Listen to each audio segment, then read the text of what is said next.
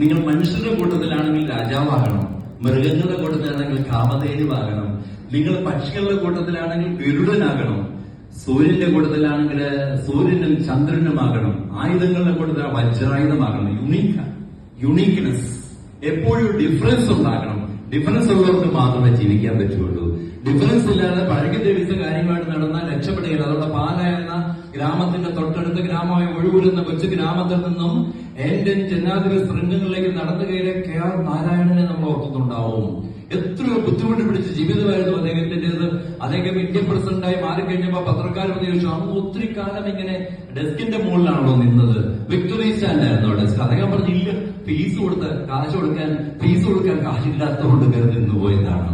അപ്പൊ അതിന്റെ അടുത്ത ചോദ്യം ചോദിച്ചു, അങ്ങ് ഇവിടുന്ന് പുസ്തകമൊക്കെ വായിച്ചു? അദ്ദേഹം പറഞ്ഞുകൊണ്ട് UP സ്കൂൾ പഠിക്കുമ്പോൾ തന്നെ ഞാൻ ഇവിടുത്തെ മുഴുവൻ പുസ്തകവും വായിച്ചു തീർത്തു. അപ്പൊ അങ്ങ് എത്ര പുസ്തകമാണ് വായിച്ചത്? 6982 പുസ്തകങ്ങൾ ഇവിടെ ഉണ്ട്, മൊത്തം ഞാൻ വായിച്ചു തീർത്തു. പകരമോ അദ്ദേഹം ഇന്ത്യൻ പ്രസിഡന്റായി മാറി. വളരെ ലോ ജില്ലയിൽ വന്നതാണ്. നമ്മുടെ സംസ്ഥാനത്തിന് തൊട്ടടുത്ത സംസ്ഥാനമായ തമിഴ്നാട്ടിൽ നിന്നും ഇതുപോലെ വെറും പത്രക്കച്ചവടക്കാരനും മകനും പത്രക്കച്ചവടക്കാരനും ഇതുപോലെ അസാധാരണ ശാസ്ത്രജ്ഞനായി വളർന്നു കയറിയിട്ട് അദ്ദേഹം ഇന്ത്യൻ പ്രസിഡന്റായിട്ട് മാറി. അപ്പൊ നമ്മൾ പത്രക്കച്ചവടക്കാരനോ, അവര് അവിസ്മരണീയമായ മാറ്റങ്ങൾ കൈവരിക്കുന്നതിന് വേണ്ടി വ്യത്യസ്തമായി ചിന്തിച്ചു മുന്നേറിയ വ്യക്തികളാണ്. നമുക്കറിയാം, പട്ടത്തിൽ പട്ടുനൂല് കെട്ടി ഇടി മിന്നലിൽ നിന്നും വൈദ്യുതിയെ ഭൂമിയിൽ എത്തിക്കാമെന്ന് വ്യത്യസ്തനായി ചിന്തിച്ച മനുഷ്യൻ സർ ബെഞ്ചമിൻ ഫ്രാങ്ക്ലിൻ. ആർക്കും മറക്കാൻ പറ്റും സർ ബെഞ്ചമിൻ ഫ്രാങ്ക്ലിനെ. 8ാമത്തെ വയസ്സിൽ പട്ടിണി കാരണം പഠനം നിർത്തിവെച്ചിട്ട് പ്രിന്റിംഗ് പ്രസ്സിൽ ജോലിക്ക് പോയിട്ട് ആ പ്രിന്റിംഗ് പ്രസ്സിൽ വരുന്ന പുസ്തകങ്ങൾ രാത്രിക്ക് വായിച്ചു നോക്കി രാത്രികളെ പകലാക്കി മാറ്റി അധ്വാനിച്ച് പിന്നീട് പ്രിന്റിംഗ് പ്രസ് തുടങ്ങി മില്യനെയറായി മാറി 40ാമത്തെ വയസ്സിൽ ഇൻഡസ്ട്രി വിട്ടിട്ട് തത്വചിന്തകളിലേക്ക് നടന്ന അസാധാരണ വ്യക്തിത്വമായിരുന്നു സർ ബെഞ്ചമിൻ ഫ്രാങ്ക്ലിന്റേത്. കഠിനാധ്വാനത്തിന്റെയും വിചാരശക്തിയുടെയും ദൈവാസന ബോധത്തിന്റെയും ശ്രമങ്ങളുടെ ഒടുവിൽ അദ്ദേഹം ലോകം ഉള്ളിടത്തോളം കാലം തന്റെ പേര് തന്റെ ലിപികളിൽ ആലേഖനം ചെയ്തു. ആരെങ്കിലുമൊക്കെ കഴിച്ച് ചിട്ടേച്ച് വയ്ക്കുന്ന സാധനങ്ങളൊക്കെ കഴിച്ചു വളർന്നവനാണ് ക്രിസ്ത്യാനോ റൊണാൾഡോ. 1,00,000 കോടിയാണ് ഇന്ന് അദ്ദേഹത്തിന്റെ ആസ്തി. എവിടുന്ന ഭക്ഷണം കിട്ടിയത്? വല്ലതും കഴിച്ച ചിട്ടന്റെ പേര് ബാക്കി കഴിച്ചു വളർന്നു വന്ന ബാല്യം. നമ്മൾ എത്രയോ സന്തോഷവന്മാരാണ്. ആനക്കല്ല് ദാരിദ്ര്യമുള്ള സ്ഥലമൊന്നുമല്ല, ആനക്കല്ലില് അതിസമ്പന്നർ ജീവിക്കുന്ന സ്ഥലമല്ല. എങ്കിലും ഞാൻ ഈ പള്ളിയിൽ, ഞാൻ നേരത്തെ ദീർഘകാലം 11 വർഷം ഈ പള്ളിയിൽ പാരിഷ് കൗൺസിൽ സെക്രട്ടറി ആയിരുന്നു. അപ്പം ഞാൻ അന്ന് മനസ്സിലാക്കിയ വലിയൊരു കഥയുണ്ട്. ഇവിടുത്തെ കാഞ്ഞിരപ്പള്ളിക്കാരെന്നൊക്കെ പറഞ്ഞാൽ ഇവിടെ പിരിവ് കഴിഞ്ഞ ആഴ്ചയിലും പിരിവെടുത്തു 7 ലക്ഷം രൂപ, അതിന്റെ തലയാഴ്ചയിലും പിരിവെടുത്തു 5 ലക്ഷം രൂപ. കാഞ്ഞിരപ്പള്ളിയിലാണെങ്കിൽ പിരിക്കും 50,000 രൂപ. കാഞ്ഞിരപ്പള്ളി ആനക്കല്ലും തമ്മിലുള്ള വ്യത്യാസമാണ്.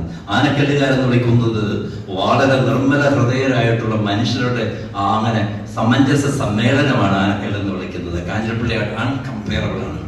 അപ്പൊ അതുകൊണ്ട് ഇതുപോലെ നമുക്ക് വളർന്നു വരണം എന്നുണ്ടെങ്കിൽ നല്ല ഇച്ഛാശക്തിയോടുകൂടി നമ്മൾ ആഗ്രഹത്തോടെ. കാൾ ലൂയിസിനെ പറ്റി നമ്മൾ കേട്ടിട്ടുണ്ട്. 9 ഒളിമ്പിക്സ് മെഡലാണ്. അദ്ദേഹത്തോട് പത്രം കഴിച്ചു, ബ്രോ ഇതെങ്ങനെ 9 ഒപ്പിച്ചത്? അപ്പൊ അയാൾ ഒരു ഉത്തരം പറഞ്ഞു, I practiced when I like it. Again I practiced when I dislike it. ഞാൻ പ്രാക്ടീസ് ചെയ്തു എനിക്ക് ഇഷ്ടമുള്ളപ്പോക്കെ, ഞാൻ പ്രാക്ടീസ് ചെയ്തു എനിക്ക് ഇഷ്ടമില്ലാത്തപ്പോഴും. അപ്പൊ ആനക്കല്ലേ മക്കളോട് പറയാനുള്ളത് മാത്രമേ ഉള്ളൂ, ഇഷ്ടമുള്ളപ്പോഴും ഇഷ്ടമില്ലാത്തപ്പോഴും പ്രാക്ടീസ് ചെയ്തെങ്കിൽ മാത്രമേ ജീവിതത്തില് വിജയങ്ങൾ നമുക്ക് എത്തിച്ചേരാൻ സാധ്യമാവുള്ളൂ. ചോക്ലേറ്റ് നായകൻ നിങ്ങൾ കേട്ടിട്ടുണ്ട്. ചോക്ലേറ്റ് നായകൻ ഭയങ്കര വിവരമുള്ള മനുഷ്യനാണ്. അദ്ദേഹം 2013 യെയിൽ യൂണിവേഴ്സിറ്റി നടത്തിയ ഒരു പ്രസംഗത്തിന്റെ ക്ലിപ്പ് ഇപ്പൊ ഞാൻ നിങ്ങളെ കേൾപ്പിക്കാം. Experience it, you will too if you haven't already. So use it to succeed. How I've done is a few points I'd like to say, and then I'll let this go along.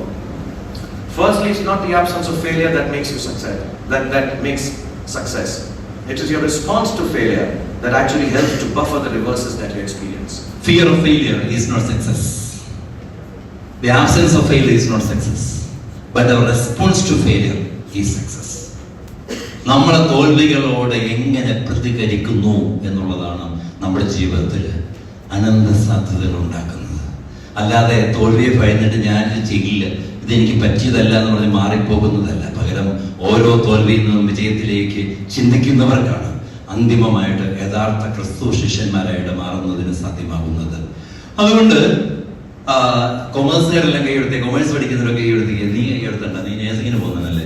അപ്പൊ കൊമേഴ്സുകാരോട് ചോദ്യമുണ്ട്, ആരാണ് ഈ Henry Ford? ആരാണ് Henry Ford? കേട്ടിട്ടുണ്ടോ? പറ. കേട്ടിട്ടില്ലേ? ആ Ford കാറിന്റെ ഉടമയാണ് അല്ലെ? ശരി, ഫോർഡ് കാറിന്റെ ഉടമയാണ് അദ്ദേഹം. അദ്ദേഹത്തിന്റെ കാലഘട്ടങ്ങളില് ഈ കാർ എന്നുള്ളത് സമ്പന്നന്മാർക്ക് മാത്രമേ ഉള്ളൂ. അപ്പം സാധാരണക്കാർ ഈ സമ്പന്നന്മാരെ കാർ ഓടിച്ചു പോകുമ്പോ അവര് സാധാരണ ആളുകൾ പറയും, ഇവനൊക്കെ കാറെ കയറി പോകുമ്പോ തടഞ്ഞു നിർത്തി കത്തിക്കുകയാണ് വേണ്ടത്. പറഞ്ഞു പാടില്ല, നമുക്ക് സാധാരണക്കാരുടെ പോക്കറ്റിൽ ചേർന്ന ഒരു കാർ നിർമ്മിക്കുകയാണ് നമുക്ക് ആവശ്യം. അങ്ങനെ അദ്ദേഹം പല പരീക്ഷണങ്ങളും നടത്തി ഇൻസോൾവെന്റ് ആയിപ്പോയി. എന്താണ് ഇൻസോൾവെന്റ് എന്ന് പറഞ്ഞാൽ? പാപ്പരായിപ്പോയി.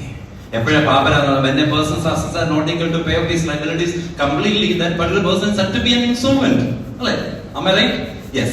അപ്പൊ അതുകൊണ്ട് എപ്പോഴാണോ അവന്റെ അസറ്റ് ലയബിലിറ്റി കൊടുത്തു തീർക്കാൻ തികയാതെ വരുന്നത്, അവനെ പാപ്പരായിട്ട് പ്രഖ്യാപിക്കും. കോടതി പ്രഖ്യാപിച്ചാൽ അഡ്ജക്റ്റഡ് ഇൻസോൾവെന്റ് ആയി. ഇൻസോൾവെന്റ് ആയിട്ടും അദ്ദേഹം പരീക്ഷണം നടത്തിയില്ല. അത് അവസാനം അദ്ദേഹം സാധാരണക്കാരുടെ പോക്കറ്റിന് ചേർന്ന മോഡൽ ടി കാറുകൾ നിർമ്മിക്കുകയും റിവേഴ്സ് ഗിയർ ആദ്യമായിട്ട് ഫിറ്റ് ചെയ്യുകയും ചെയ്തു. അങ്ങനെ ഡ്രൈവിംഗ് ഒരു ഹരമാക്കി. അവിടെ ആനക്കല്ലെ മക്കളോട്, എന്റെ മകൾ ഉൾപ്പെടെയുള്ള മക്കളോട് എനിക്ക് പറയാനുള്ളത് വിളിക്കുന്നത് ഒരു റിവേഴ്സ് ഫിറ്റിംഗ്, ഒരു റിവേഴ്സ് തിങ്കിങ്, ഒരു യൂട്ടേൺ ചിന്താഗതി ഉണ്ടെങ്കിൽ മാത്രമേ ജീവിതത്തിൽ രക്ഷപ്പെടുന്നതിന് നമുക്ക് സാധ്യമാകുന്നുള്ളൂ എന്നുള്ളതാണ് മുഖ്യ സന്ദേശമെങ്കിൽ അടുത്ത ഒരു ഹാർഡ് വർക്കിനെ പറ്റി ഞാനൊന്നും പറഞ്ഞിട്ട് നിങ്ങളുടെ ശത്രുതയൊന്നും ഞാൻ മേടിക്കുന്നില്ല. കാരണം കഠിനാധ്വാനത്തിന്റെ കാലഘട്ടമൊക്കെ കഴിഞ്ഞു പോയിട്ട് ഇപ്പൊ സ്മാർട്ട് വർക്കിന്റെ കാലഘട്ടമാണ്. ദിവസം എത്ര മണിക്കൂർ അധ്വാനിക്കണം? ഒരു പ്ലസ് ടു പഠിക്കുന്ന വെച്ച് ചോദിച്ചാൽ 8 മണിക്കൂറാണ്. അത് മുന്നോട്ട് കയറി വന്നാൽ അതിന്റെ മണിക്കൂർ എന്ന് വിളിക്കുന്നത് കൂട്ടിക്കൂട്ടിക്കൊണ്ട് വന്നെങ്കിൽ മാത്രമേ ജീവിതത്തിൽ വിജയിക്കാൻ പറ്റുള്ളൂ. അല്ലെ ലക്ഷ്യമൊക്കെ ഉറപ്പിച്ചേച്ച് നമ്മൾ ലക്ഷ്യം ഉറപ്പിക്കുമ്പോൾ നിങ്ങൾ സ്കൂളിൽ പറഞ്ഞിട്ടുണ്ട് സ്മാർട്ട് ആയിരിക്കണം, ലക്ഷ്യം സ്മാർട്ട് ആയിരിക്കണം. സ്മാർട്ടിന്റെ full form S for specific ആണ്, എം ഫോർ മെഷറബിൾ ആണ്, എ ഫോർ അച്ചീവബിൾ ആണ്, ആർ ഫോർ റിയലിസ്റ്റിക് ആണ്, ടി ഫോർ ടൈം ഔട്ട് ആണ്. എസ് എന്ന് വിളിക്കുന്നത് നമ്മൾ ലക്ഷ്യം കൃത്യമായി should be expressed in clear and ascertainable terms. It should be free from doubt and suspicion. It is definite in nature, it is crystal clear in nature, it is splendid in nature, and we can easily fix with a crystal clear way our goal. Then only we can attain this particular goal.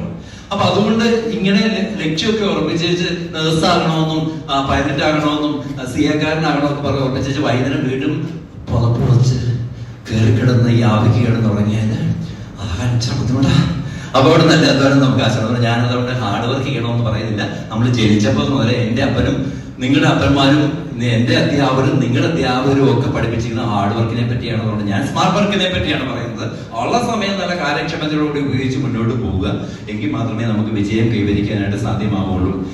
സമർപ്പണ മനോഭാവം ഉണ്ടാവണം. എന്ത് പ്രവൃത്തി ചെയ്താലും അത് ഹൃദയത്തോട് ചേർത്ത് വെച്ച് വേണം ചെയ്യാൻ. അല്ലാതെ ആർക്കാനും വേണ്ടി ചെയ്തിട്ട് പോയി കഴിഞ്ഞാൽ ഒരിക്കലും ലക്ഷ്യത്തിലെത്താൻ സാധിക്കത്തില്ല. ലക്ഷ്യത്തിൽ എത്തിച്ചേരണം എന്നുണ്ടെങ്കിൽ എന്താണോ ലക്ഷ്യം അതിനെ വീണ്ടും റെഡ്യൂസ് ചെയ്ത് കൂട്ടിക്കഴിച്ച് എടുത്തോണ്ട് വന്നിട്ട് നമ്മുടെ ഹൃദയത്തോട് ചേർത്ത് വെച്ചിട്ട് അതിനുവേണ്ടി ശ്രമിക്കണം. എതിർപ്പുണ്ട്, സ്വാഭാവികം. എതിർപ്പ് എല്ലായിടത്തും ഉണ്ട്. ആ എതിർപ്പിനൊന്നും മൈൻഡ് ചെയ്യേണ്ട ആവശ്യമില്ല. കാരണം ഒരു വലിയൊരു രഹസ്യം ഞാൻ നിങ്ങൾ പറയാം. ഈ ഭൂമിയിൽ ആരെങ്കിലും നിങ്ങൾക്ക് എതിർപ്പുണ്ടെങ്കിൽ അത് നിങ്ങൾ മാത്രമാണ് സത്യം. ഈ ഭൂമിയിൽ ആരെങ്കിലും നമ്മൾക്ക് ശത്രുക്കൾ ഉണ്ടെങ്കിൽ അത് നാം മാത്രമാണ്. ബാക്കിയുള്ളവരൊക്കെ പറഞ്ഞാൽ അവിടെ വഴിക്ക് പോകും. അതാണ് ഷോപ്പൻഹൗവർ പറഞ്ഞേക്കുന്നത്. എന്തായാലും മറ്റുള്ളവർ നിങ്ങളെ പറ്റി എന്ത് വിചാരിക്കുന്നു എന്നോർത്ത് നിങ്ങൾ വിഷമിക്കണ്ട. മറ്റുള്ളവർ നമ്മെ പറ്റി എന്ത് വിചാരിക്കുമെന്നോർത്ത് നാം ഓരോരുത്തരും ടെൻസ്ഡാണ്. അപ്പൊ അതുകൊണ്ട് അത് മനസ്സിൽ കുറിച്ചിട്ടാൽ മാത്രം മതി. ഞാൻ അതുകൊണ്ട് വേഗം നിങ്ങള് ഈ ഒരു ടോപ്പ് കൂടെ വേണേ കേട്ടു. ഇന്ന് വളരെ റിലയൻസ് ആണ്, അമേരിക്കയുടെ മുൻ പ്രസിഡന്റ് ആണ്. അതാരാണെന്ന് സ്വരം കേട്ട് കഴിയുമ്പോൾ നിങ്ങൾ പറയണം.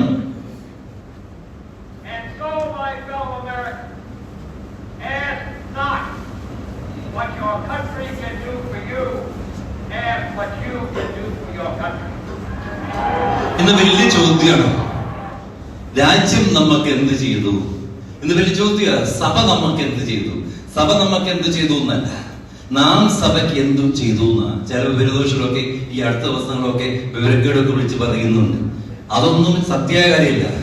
സഭയ്ക്ക് നാം എന്ത് ചെയ്തു എന്നുള്ളതാണ് ഈ മേഖലയിലെ ഏറ്റവും പ്രധാനപ്പെട്ടത്. അല്ലാതെ സഭ നമുക്ക് എന്തെല്ലാം ഷീൽഡ് ചെയ്തു എന്നുള്ളതല്ല. നമുക്ക് അവിടെ പള്ളി ചെല്ലുമ്പോൾ കുമ്പസാരിക്കാനും കുർബാന തരാനും വേണ്ടി അല്ല വയോധികരായ വൈദികർ ഉണ്ടാവുന്നതിന് ഈ കാലഘട്ടത്തിന്റെ ഏറ്റവും വലിയ അനുഗ്രഹമാണ്. കുറച്ചു കഴിഞ്ഞാൽ ചിലപ്പോൾ ഇതുപോലെ കാണുമോ എന്ന് സംശയിക്കുന്ന ഒരു കാലഘട്ടത്തിലാണ് എത്തിയിരിക്കുന്നത്. അതുകൊണ്ട് നല്ലൊരു ഡ്രീം ഒക്കെ ഉണ്ടാവും നല്ലതാണ്. മാർട്ടിൻ ലൂതർ കിങ് ജൂനിയർ പറഞ്ഞിരിക്കുന്നത് വേഗം കേട്ടോ.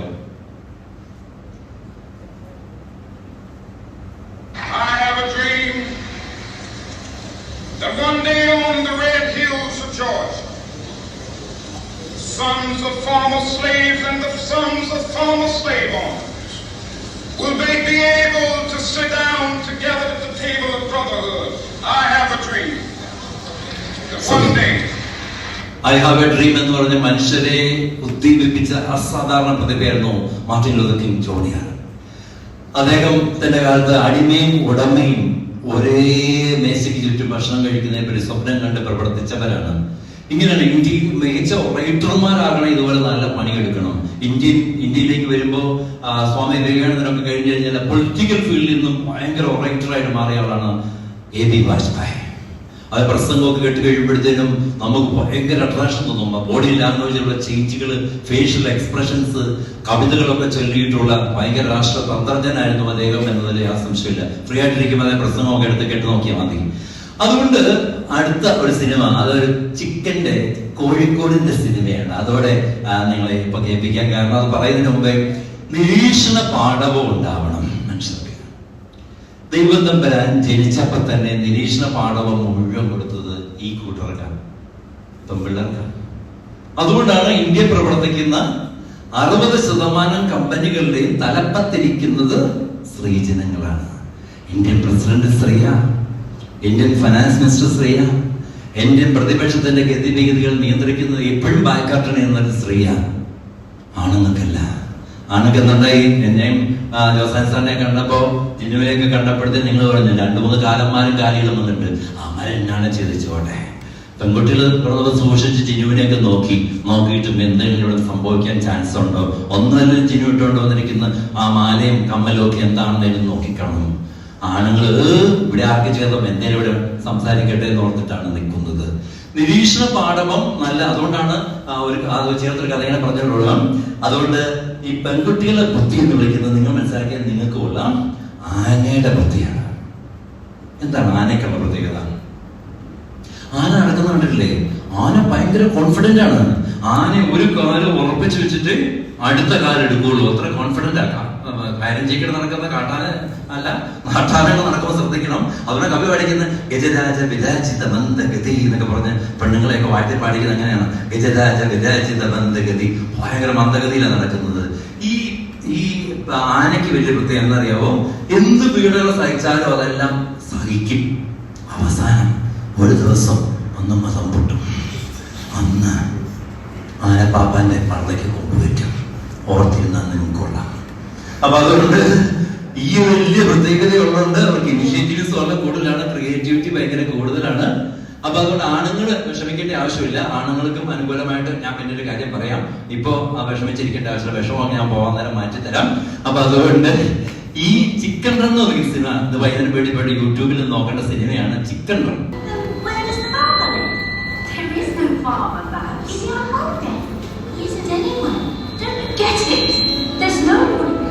No farmers, no dogs, boots and keys, and no fences. All my life,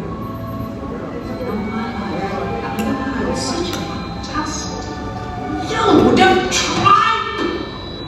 Don't face the facts, ducks. The chance for us getting out of here a minute or one. 5 acre സ്ഥലത്ത് വലിയൊരു കോഴിക്കോടാണ്. ഈ കോഴിക്കോട് മുഴുവൻ കോഴിപ്പടകളാണ്. അവിടേക്ക് ഒരു കോഴിപ്പൂവൻ പറന്നു വന്നു. കോഴിപ്പൂവൻ വന്നിട്ട് പറഞ്ഞു, ഈ മതിൽക്കെട്ടിനും അപ്പുറത്തേക്ക് ഒരു ലോകമുണ്ട്, നമുക്ക് അങ്ങോട്ടൊന്ന് പോകാം. നിങ്ങൾ പറഞ്ഞാൽ മതി, കുറച്ച് അധ്വാനിച്ചാൽ മതി. അവിടെ കോഴിപ്പടകളെ സമ്മതിക്കുമോ? ഇല്ലില്ല. അവർ ഭയങ്കര പൊസസീവാണ്. അവരൊന്നില്ല, ഞങ്ങളില്ല. കോഴിപ്പൂവിന് ഭയങ്കര അരിജം വന്നിട്ട് വാതിലൊക്കെ അടച്ചിട്ട് പോകുന്നതാണ്. അപ്പൊ കോഴിപ്പൂൻ പറഞ്ഞൊരു ഒരു സ്റ്റോറി ഉണ്ട്, ഒരു ടാഗ് ലൈൻ ഉണ്ട്. ടാഗ് ലൈൻ തന്നെ, fence is in your mind. Fence is in your mind. Fencing മുഴുവൻ കിടക്കുന്ന നിങ്ങളുടെ മനസ്സിലാണ്. ഈ മനസ്സിലെ ഫെൻസിങ് എപ്പം മാറ്റിയെടുക്കുന്നോ അപ്പം തൊട്ട് വളച്ചടങ്ങും. ഈ കാലം ബൈബിൾ പറഞ്ഞിരിക്കുന്ന പോലെ ഈ കാലം കടന്നു പോകും.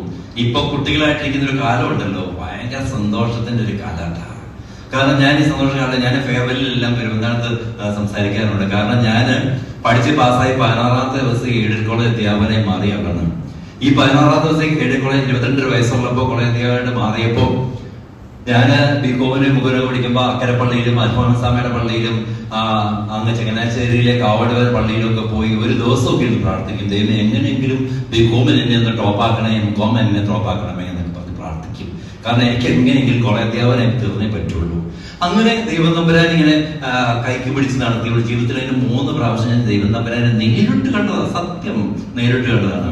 അതുകൊണ്ടാണ് ഞാൻ പഠിച്ചിറങ്ങി 16ാമത്തെ ദിവസം ആരും കൊതിക്കുന്ന എയ്ഡഡ് കോളേജിലെ കോളേജ് അധ്യാപകനായിട്ട് മാറാൻ സാധ്യമായത് എന്ന് ഞാൻ പോകുന്നിടത്തെല്ലാം വളരെ ആണായിട്ട് പറയുന്നത്. അക്കരപ്പള്ളി ഇവിടെ തിരുനടയിൽ പോയി നിന്ന് പ്രാർത്ഥിച്ചാൽ നടക്കാത്ത കാര്യങ്ങളൊന്നുമില്ല എന്ന് മനസ്സിൽ കുറിക്കുന്നത് വളരെ നല്ലതാണ്. അതുകൊണ്ടാണ് ഈ മാർച്ച് മാസം മുഴുവൻ ഇവിടെ ഇരിക്കുന്ന പ്ലസ് 2 എഴുതിയിട്ടും പ്ലസ് 1ഉം 10ാം ക്ലാസ് പഠിക്കുന്ന എന്റെ ഭാര്യ ഉൾപ്പെടെയുള്ള എല്ലാ അമ്മമാരും ജഗജില്ലന്മാരും അക്കരപ്പള്ളി പോയി, ഹിന്ദുക്കളും അക്കരപ്പള്ളി പോയി പ്രാർത്ഥിക്കുന്നുണ്ട്. കാരണം ഭയങ്കര ടെൻഷനാണ്. അതൊന്ന് മക്കൾക്കെല്ലാം ഭയങ്കരമായ മാർക്ക് കിട്ടുന്നത്. കാരണം ഞങ്ങളുടെ കാലത്ത് ജയിച്ചോന്ന് ചോദ്യമുള്ളൂ. ഇന്ന് അപ്പനും അമ്മയും ഞാൻ ഉൾപ്പെടുന്ന അപ്പനും അമ്മയും അങ്ങനെയല്ല.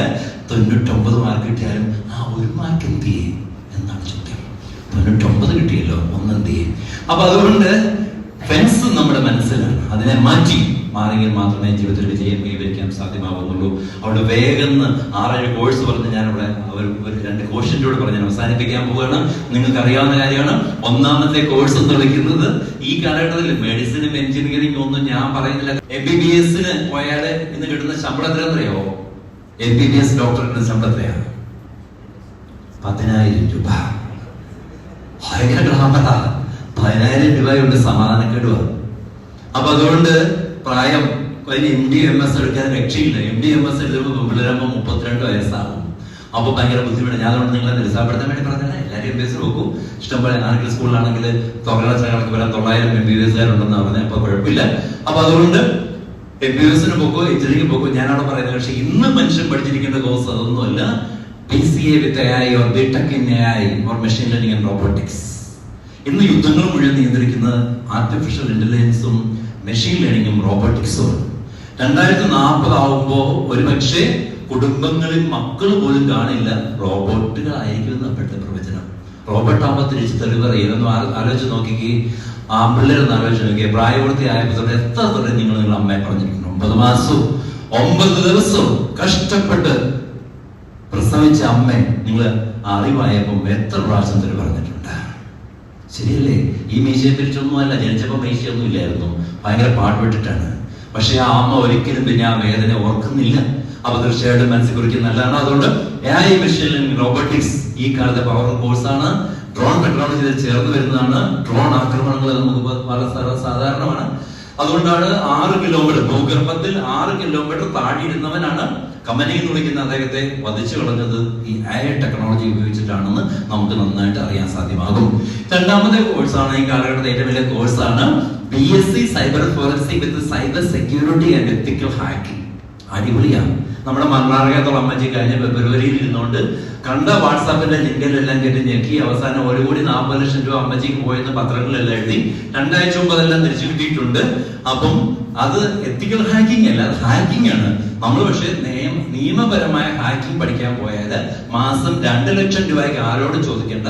തലച്ചോട് നല്ലൊരു ഉപയോഗിച്ച് കഴിഞ്ഞാൽ 2 പോയിട്ട് 5, 10 ഒക്കെ ആയിട്ട് ഈ കോളേജിലൊക്കെ പഠിച്ച ഈ സ്കൂളിൽ പഠിച്ചവരൊക്കെ വലിയ ഒരാളെന്ന് കേരള ഗവൺമെന്റ് IT അഡ്വൈസർ പോലും ഉണ്ട്. ഇവിടുന്ന് പഠിച്ചവരാണ്. 10 ലക്ഷം രൂപ ശമ്പളം മേടിക്കുന്ന വ്യക്തിയാണ്.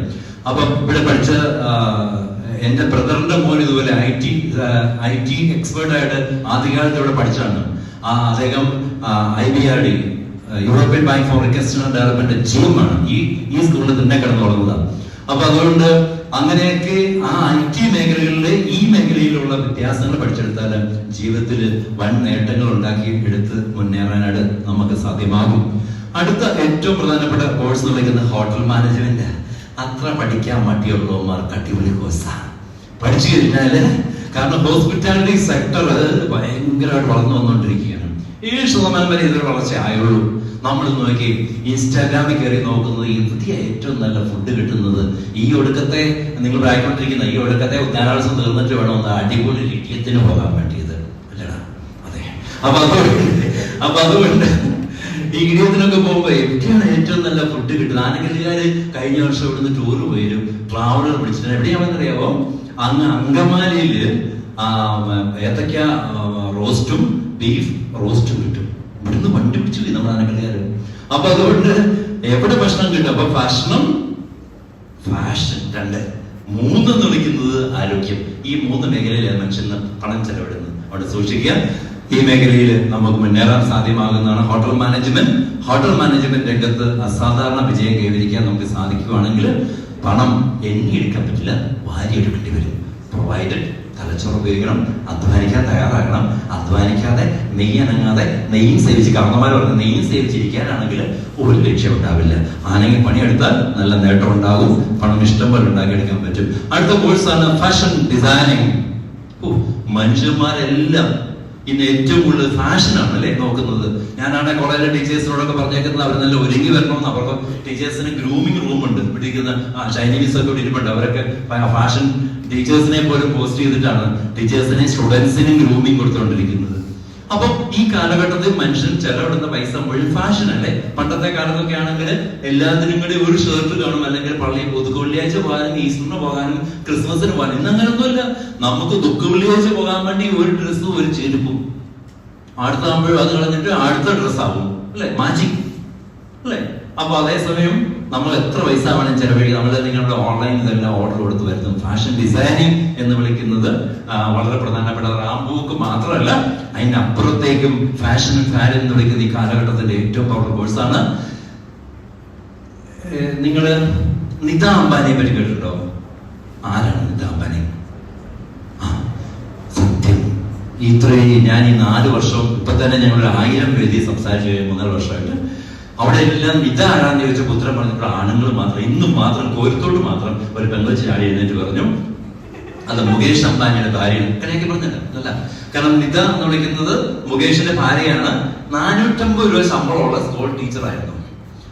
മുകേഷിന്റെ ഭാര്യയായി കഴിഞ്ഞപ്പോഴത്തേനും ഇന്ത്യൻ GDP-യുടെ 7% കോൺട്രിബ്യൂട്ട് ചെയ്യുന്ന കമ്പനിയുടെ സഹസ്ഥാപകയായിട്ട് മാറി. ഈ നിതയുടെ പേഴ്സണൽ സ്റ്റൈലിസ്റ്റ് എന്ന് വിളിക്കുന്ന മലയാളിയാണ്. മാതീസിനെ പോലെ എന്റെ ഏജിലുള്ള ആളുകളൊക്കെ അറിയാൻ പറ്റും.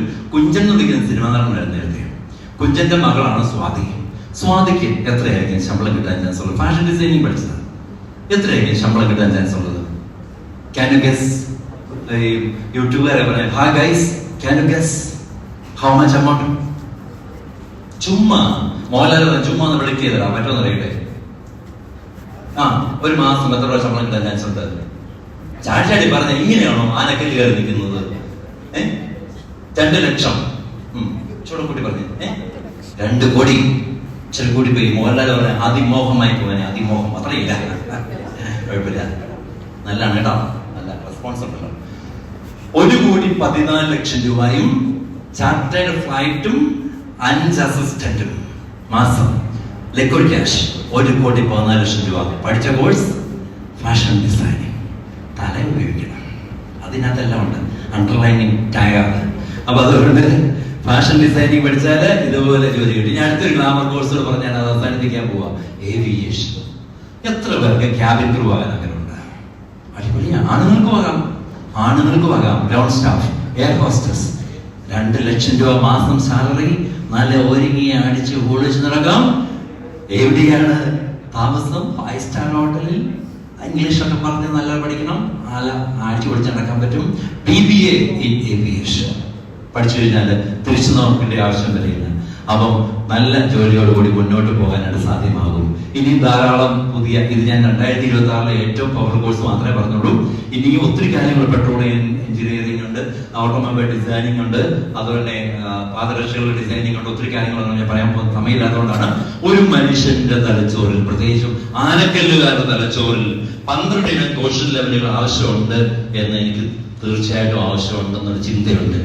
ഈ 12 കോഷൻ ലെവൽ ആരംഭിക്കുന്നത് ഇന്റലിജന്റ് കോഷന്റിലാണ്. മനുഷ്യന്റെ മാനവരാശിയുടെ എത്രത്തോളം പഴക്കമുണ്ട് ഇന്റലിജന്റ് കോഷന്റിന്. രണ്ടാമത്തെ കോഷന്റ് എന്ന് വിളിക്കുന്നത് ഇമോഷണൽ കോഷന്റ് ആണ്. അത് നിങ്ങളോട് എനിക്ക് പറയണമെന്ന് ആഗ്രഹമുള്ളതാണ്. Emotional quotient. മൂന്നാമത്തെ സോഷ്യൽ ഇന്റലിജൻസ്. നാലാമത്തെ സ്പിരിച്വൽ ഇന്റലിജൻസ്, ദൈവാശ്രയബോധം. Political intelligence, business intelligence, personal vision quotient. Personal vision quotient എന്ന് പറഞ്ഞാൽ ദാർശനികതയാണ്. ഭൂമിക്ക് പുറത്ത് നിൽക്കാൻ ഒരിടം കാണിച്ചാൽ ഭൂമി ഞാൻ കപ്പിയും കയറും ഉപയോഗിച്ച് ഉയർത്തി കാണിക്കാമെന്ന് ആർക്കമിഡീസ് പറഞ്ഞു. ഭൂമിക്ക് പുറത്ത് എവിടെയും നിൽക്കാൻ, കാലി എവിടെ നിൽക്കാൻ വേണ്ടി ഒരു സ്ഥലം കാണിച്ചു തരുവാണെങ്കിൽ ഞാൻ ഭൂമിയെ കപ്പിയും കെയർ ഉപയോഗിച്ച് ഉയർത്തി കാണിക്കാവുന്ന ദാർശനികനായിരുന്നു ആർക്കിമിഡീസ്. നമുക്ക് അറിയാവുന്ന ആളാണ്. ഇനി അങ്ങോട്ട് ഉപയോഗിക്കുമ്പോൾ ക്രിയേറ്റിവിറ്റി കോഷ്യന്റും പാഷൻ കോഷ്യന്റും റിലേഷൻഷിപ്പ് കോഷ്യന്റും. അപ്പൊ ഞാൻ ഇമോഷണൽ കോഷ്യന്റും ക്രിയേറ്റിവിറ്റി കോഷ്യന്റും പാഷൻ പറഞ്ഞ വേഗം അടുത്ത 5 മിനിറ്റിൽ അവസാനിപ്പിക്കും. അപ്പൊ അതിനകത്ത് ഇമോഷണൽ കോഷ്യൻ, വിചാര വികാരങ്ങളെ ബുദ്ധി ഉപയോഗിച്ച് നിയന്ത്രിക്കാനുള്ള ഒരു മനുഷ്യന്റെ കഴിവ്. കൈ എടുത്തിട്ട് പിടിച്ചെടുമ്പോൾ നോക്കണം, കൈ പാമൻസ്ട്രി മാനേജ്മെന്റും തമ്മിൽ റിലേറ്റഡ് ആണ്. ക്രിസ്ത്യൻ ഫിലോസഫിക്ക് വലിയ ബന്ധമൊന്നുമില്ലെങ്കിലും നക്ഷത്രങ്ങളെ നോക്കിയിട്ടാണ് ഗണിച്ച് ദൈവം തമ്പുരാൻ ജനിച്ച സ്ഥലം കണ്ടെത്തിയത്. അപ്പൊ തീർച്ചയായിട്ടും നക്ഷത്രങ്ങളെയും നക്ഷത്രചലനങ്ങളെ കുറിച്ചും ചിന്തകൾ ഉണ്ടെന്നറിയാം. അവിടെ പ്രധാനമായും നമുക്കൊരു ലൈഫ് ലൈൻ ഉണ്ട്, അതിന് തൊട്ട് മുകളിൽ ഒരു ഹാർട്ട് ലൈൻ ഉണ്ട്, അതിന് തൊട്ട് മുകളിൽ ഇന്റലിജൻസ് ലൈൻ ഉണ്ട്. അത് 3 തമ്മിൽ ബന്ധപ്പെട്ട് നിൽക്കുകയാണെങ്കിൽ ചുമ്മാ വെറും കൊമേഴ്ഷ്യൽ ഇന്റർപ്രട്ടേഷൻ പറഞ്ഞെന്ന് മാത്രമേ ഉള്ളൂ. വിചാര വികാരങ്ങളെ നിയന്ത്രിക്കാനുള്ള ശക്തിയുണ്ട്. സെൻ സമുറായി നമ്മൾ കേട്ടിട്ടുണ്ട്. സെൻ എന്ന് വിളിക്കുന്നത് മഹായോഗിയായ മനുഷ്യനാണ്. സാമുറായി എന്ന് വിളിക്കുന്നത് ജാപ്പനീസ് ഫിലോസഫിയാണ്. ജാപ്പനീസില് യുദ്ധവീരനായ മനുഷ്യനായിരുന്നു സാമുറായി. രാജാവിന്റെ പ്രതിപുരുഷനാണ്. ഇങ്ങനെ ഉടവാളൊക്കെ ഏന്തി നരേന്ദ്രപടി നടക്കുന്ന പോലെ 55 നെഞ്ചൊക്കെ വിരിച്ച് നടക്കുന്ന ആളായിരുന്നു. ഒരു സന്യാസി വരച്ചോട്ടി ധ്യാനിക്കുന്നുണ്ടപ്പോ അദ്ദേഹത്തെ ചോദിച്ചു, what is the meaning of hell and heaven? What is the meaning of hell and heaven? സന്യാസി പറഞ്ഞു, do away from me, it is waste of time. മാറിക്കണം നിങ്ങളുടെ സമയം കൊല്ലിയാണെന്ന് പറഞ്ഞു. അയ്യോ, ആണുങ്ങളുടെ പെണ്ണുങ്ങൾ മനസ്സിൽ ആണുങ്ങളുടെ ഈഗോസിനെ തൊട്ട് പോയെങ്കിൽ പിന്നെ തീർന്നു. അവർക്ക് പിന്നെ ഭയങ്കര ഫീലിങ്സ് ആണ്. അപ്പൊ അതുകൊണ്ട് അദ്ദേഹം അന്നേരം തന്നെ ഉടപാട് കൊണ്ട് ഉപയോഗിച്ചു. എന്ത് നഗ്നനായിട്ട് ധ്യാനിച്ചുകൊണ്ടിരിക്കുന്നത് നീയാണോ? സ്വർഗത്തിന്റെ നരകത്തിന്റെ അർത്ഥം എന്താന്ന് ചോദിച്ചപ്പോ വെട്ടാൻ വേണ്ടി വാള ഉയർത്തിയത്. അദ്ദേഹം പറഞ്ഞു, നീ വർദ്ധിച്ച കോപത്താലല്ലേ വെട്ടാൻ വേണ്ടി വാളെടുത്ത് ഉയർത്തിയില്ലേ, അതാണ് നരകം. നീ കാൽക്ക് വീണ് ക്ഷമ ചോദിച്ചില്ലേ, അതാണ് സ്വർഗം. അതുകൊണ്ട് കവി പാടിയിരിക്കുന്നത്, നമുക്ക് നാമേ പണിവതാകവും നാഗവും നരകവും അതുപോലെ നമുക്ക് തന്നെ സ്വർഗവും പണിയാം നരകവും പണിയാം. ഏത് പണിയണമെന്ന് സ്വയം തീരുമാനിക്കുക. ഇനി ക്രിയേറ്റിവിറ്റി കോഷ്യന്റ് പാഷൻ കോഷ്യന്റ് മാത്രമാണ് എന്റെ മുന്നിലുള്ളത്. ക്രിയേറ്റിവിറ്റി കോഷ്യൻ എന്ന് പറയുന്നത് സ്വയം മനസ്സിലാക്കി ബുദ്ധിശക്തിയും കഴിവും വിവേകവും ഉപയോഗിച്ച് പാരമ്പര്യങ്ങളിൽ വിട്ട് നൂതനമായ വഴികളിലൂടെ ചിന്തിച്ച് കയറുവാനുള്ള മനുഷ്യ വ്യക്തിയുടെ കഴിവിന്റെ ആകത്തുക. സ്വയം മനസ്സിലാക്കി ബുദ്ധിശക്തിയും കഴിവും വിവേകവും ഉപയോഗിച്ച് പാരമ്പര്യങ്ങളിൽ വിട്ട് നൂതനമായ വഴികളിലൂടെ ചിന്തിച്ച് കയറുവാനുള്ള മനുഷ്യ വ്യക്തിയുടെ കഴിവിന്റെ ആകത്തുക. ഇന്ത്യയുടെ 5000 വർഷത്തെ ചരിത്രമെടുത്ത് പരിശോധിക്കുമ്പോൾ മഹാത്മാഗാന്ധിയെ പോലെ ഇത്രയും അസാധാരണ പ്രതിഭയെ കണ്ടിട്ടില്ലെന്ന് ഇന്റർനാഷണൽ മാനേജ്മെന്റ് വിദഗ്ധന്മാരും മാർക്കറ്റിംഗ് വിദഗ്ധന്മാരും വിലയിരുത്തിയിരിക്കുന്നു. 3 കാര്യങ്ങളുണ്ട്. 1 സ്വദേശിവാദം, 2 നിസ്സഹകരണ പ്രസ്ഥാനം, 3 ദണ്ഡിയാത്ര. ദണ്ഡിയാത്രയല്ല, ദണ്ഡിയാത്ര പ്രഖ്യാപിച്ചു കഴിഞ്ഞപ്പോഴത്തേനും ബ്രിട്ടീഷുകാർ അയാൾക്ക് വേറെ പണിയൊന്നുമില്ല, എന്താണ് കാണിക്കട്ടെ. നമ്മൾ ലോർഡ് ആറ്റംബറോയുടെ ദ ഗാന്ധി എന്ന് വിളിക്കുന്ന സിനിമയെ നമ്മൾ കാണുന്നുണ്ട്. അദ്ദേഹത്തിന്റെ ബോഡി പോസ്റ്റേഴ്സ് കൂടെ നടക്കുന്നവരോ ബോഡി ലാംഗ്വേജ് പ്രധാനപ്പെട്ട ഘടകം. മക്കൾ മനസ്സിലാക്കി വെക്കേണ്ട ആദ്യ ലോകത്ത് ഈ ബോഡി ലാംഗ്വേജ് പ്രധാനപ്പെട്ട ഒരു ഘടകമാണ്. നമ്മുടെ ബോഡി ലാംഗ്വേജ് നന്നായിട്ട് ഉപയോഗിച്ച് വാക്കിലും നോക്കിലും രൂപത്തിലും പാപലും നടപ്പിലും കെട്ടിലും മട്ടിലും ഒക്കെ ഒരു ശക്തി ഉണ്ടാണ്. കൊടുങ്കയും കുത്തിക്കിടുന്ന കിടന്നുറങ്ങുന്ന കഴിഞ്ഞാലൊന്നും ആ ശക്തിയൊന്നും കിട്ടുകയാണ് ജീവിതത്തിൽ. അപ്പൊ ശക്തി കിട്ടണമെങ്കിൽ നല്ല ക്യൂരിയസ് ആയിട്ട് ഇരുന്നിട്ട് എപ്പോഴും നല്ല പുതിയ സ്പാർക്കിന് വേണ്ടിയിട്ട് അന്വേഷികളായി മാത്രമേ നടക്കത്തുള്ളൂ. അതുകൊണ്ട് അദ്ദേഹം ഒരേ ഒരു കാര്യം മാത്രമേ പറഞ്ഞുള്ളൂ, ബ്രിട്ടീഷ് ഗവൺമെന്റ് നിന്ദ്യവും നീചവും മനുഷ്യത്വരഹിതവും മൃഗീയവുമായ ഭരണ സംവിധാനങ്ങൾക്കെതിരെ പ്രതികരിക്കുന്ന ഒരു പുത്തൻ സമൂഹം ഇവിടെ ഉണ്ടാവണം. ഇന്ത്യൻ സ്വാതന്ത്ര്യ സമര ചരിത്രത്തിൽ രചിത രേഖയിലാണ് ദണ്ഡി യാത്ര രേഖപ്പെടുത്തിയിരിക്കുന്നത്. ഏറ്റവും അവസാനം ബ്രിട്ടീഷുകാര് സൈഡ് സെക്യൂരിറ്റി ഏർപ്പെടുത്തിയത് വെള്ളം മാറ്റി ഉപ്പാക്കുന്നത് വെറും സിമ്പിളായി മഹാത്മാഗാന്ധി നടത്തിയിട്ട് രക്ഷപ്പെട്ടു പോയി അദ്ദേഹം. ഇതാണ് ക്രിയേറ്റിവിറ്റി കോഷ്യന്റ്. എങ്കിൽ പാഷൻ കോഷ്യന്റ് എന്ന് വിളിക്കുന്ന ഇച്ഛാശക്തിയാണ്. ഇച്ഛാശക്തി നമ്മുടെ ജീവിതം മുഴുവൻ പ്രതിസന്ധി പ്രശ്നമാണ്. ഈ ജീവിതത്തെയൊക്കെ പ്രതിസന്ധികളെ ഓവർകം ചെയ്യാൻ വേണ്ടി ശക്തി നമുക്കുണ്ടാവണം. അതിന് ദൈവാശ്രയ ബോധം നമുക്കുണ്ടെങ്കിൽ മാത്രമേ നമുക്ക് പറ്റുള്ളൂ. ഈ പ്രതിസന്ധികൾ സർവസാന ആത്മഹത്യയാണ്. അല്ല, ഇപ്പൊ കഴിഞ്ഞ ദിവസങ്ങളിലെല്ലാം ആത്മഹത്യകളാണ്. ആത്മഹത്യയൊന്നുമല്ല എന്റെ പ്രതിപത്തി എന്ന് വിളിക്കുന്നത്. ദൈവാശ്രയ ബോധത്തോട് പള്ളിയിലൊക്കെ ചെല്ലുമ്പോൾ അങ്ങോട്ട് നോക്കിയിട്ട് ക്രൂശിതനായ രൂപത്തിലേക്ക് നോക്കിയിട്ട് പ്രതിസന്ധികളൊക്കെ തരണം ചെയ്യാൻ വേണ്ടിയുള്ള ശക്തി ലഭിക്കണമെന്നുള്ള പ്രാർത്ഥനയോടെ പോകുമ്പോൾ നമുക്കറിയാതെ ഒരു പവർ നമ്മളിൽ ഉണ്ടാവും. ആ പവറുകളെ മുന്നോട്ട് നയിക്കും. തിക്മാലിന്റെ കഥ പറഞ്ഞ് ഞാൻ അവസാനിപ്പിക്കുക. തിക്മാലിൻ ഗ്രീക്ക് മിത്തോളജിയിലെ ശില്പിയായിരുന്നു. ഈ ശില്പിയായിരുന്ന തിക്മാലിനോട് രാജാവ് ഒരു സുന്ദരിയായ യുവതിയുടെ ശില്പം കൊത്താൻ വേണ്ടി ആവശ്യപ്പെട്ടു. കുറെ കാലമായിട്ട് തിക്മാലി ഇങ്ങനെ നടക്കുകയായിരുന്നു. ഒരു സുന്ദരിയായ യുവതിയുടെ ശില്പം കൊത്താൻ വേണ്ടി ഇതാ അസാധാരണമായ ഒരു അനുഭവം എത്തിയിരിക്കുന്നു. രാജകൽപ്പനയും രാജശാസ്ത്രം എത്തിയിരിക്കുന്നു. പിറ്റേന്ന് തന്നെ പണിശാല പണിതു. നമുക്കങ്ങനെ ഇഷ്ടമുള്ള കാര്യം പറഞ്ഞാൽ പെട്ടെന്ന് ഇല്ല, പിന്നെ മാറ്റി വെക്കാം. അപ്പൊ അതുകൊണ്ട് പണിശാല പണിതു. പണി തുടങ്ങി 4 വർഷം പൂർത്തിയായി വന്നപ്പോഴത്തേനും നാൾക്ക് നാൾ മേൽക്ക് മേൽ പൂർണ്ണത കൈവരിച്ചു. അങ്ങനെ സുന്ദരിയായ ഒരു യുവതിയുടെ ശില്പം പൂർത്തിയായി വന്നു. അപ്പോ പഴയ കാലത്ത് ഞങ്ങളൊക്കെ പഠിക്കുമ്പോൾ പ്രീഡിഗ്രിക്കും ഇപ്പൊ 6ാം ക്ലാസ്സിൽ പിള്ളേർക്ക് തോന്നുന്നത് പോലെ ചിന്തയുണ്ടായി. ഈ ശില്പത്തോട് ഇഷ്ടം തോന്നാൻ തുടങ്ങി. കുറച്ച് കഴിയുമ്പോൾ ഇഷ്ടം പ്രേമമായി മാറി. കുറച്ച് കഴിയുമ്പോൾ വിവരമുള്ള കഴിക്കാത്ത കാര്യം എന്ത് ചെയ്യും, കല്യാണം കഴിച്ചാൽ കൊള്ളാമെന്നുള്ള ആഗ്രഹമായിട്ട് മാറി. അങ്ങനെ ഈ തിക്മാലിന്റെ പ്രാർത്ഥന ദൈവം എങ്ങനെയെങ്കിലും ജീവൻ തരുവായിരുന്നെങ്കിൽ ഈ ശില്പത്തെ വിവാഹം ചെയ്ത സൃഷ്ടികളെ ജീവിക്കാമായിരുന്നു. അങ്ങനെ നീണ്ടു നിൽക്കുന്ന പ്രാർത്ഥനകൾക്കും പൂജകൾക്കും അർപ്പണങ്ങൾക്കും അർച്ചനകൾക്കും ഒടുവിൽ ദൈവം തമ്പുരാൻ പ്രത്യക്ഷപ്പെടുകയും ഈ ശില്പത്തിന് ജീവൻ നൽകുകയും ചെയ്തു. പിന്നീട് ഈ തിക്മാലിന്റെ കഥയുടെ ബാക്കി ഭാഗം പറഞ്ഞു വെച്ചിട്ടില്ല. നിങ്ങളൊക്കെ പറയുന്ന പോലെ ജീവിതം നായ നക്കി പോയോ, ആട് കടിച്ചു പോയോ, അതോ കോഞ്ഞാട്ടിയായി പോയോ എന്നൊന്നും പറഞ്ഞു വെച്ചിട്ടില്ല.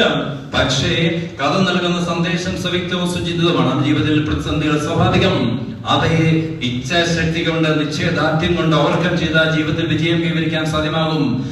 ലോകം കണ്ട ദാർശനികൻ സ്വാമി വിവേകാനന്ദൻ ഇങ്ങനെ പറഞ്ഞു വെച്ചിരിക്കുന്നു, ആഴിയുടെ അടിത്തട്ടിലേക്ക് പോകേണ്ടി വന്നാലും മരണത്തെ മുഖാമുഖം കാണേണ്ടി വന്നാലും തളരാത്ത പതറാത്ത മഹത്തായ ഇച്ഛാശക്തി വിശ്വമഹാരഹസ്യങ്ങളിലേക്ക് ആഴ്ന്നിറങ്ങുന്ന ഇച്ഛാശക്തി. ഈ ഇച്ഛാശക്തിയുള്ളവർ മാത്രമാണ് യഥാർത്ഥ ഭാരതീയർ. അങ്ങനെ യഥാർത്ഥ ഭാരതീയ ആണെങ്കിൽ സൈനാനീസ് കുടുംബാംഗങ്ങൾ അങ്ങനെ യഥാർത്ഥ ഭാരതീയ തീരട്ടെ എന്ന് ഞാൻ ആശംസിക്കുന്നു.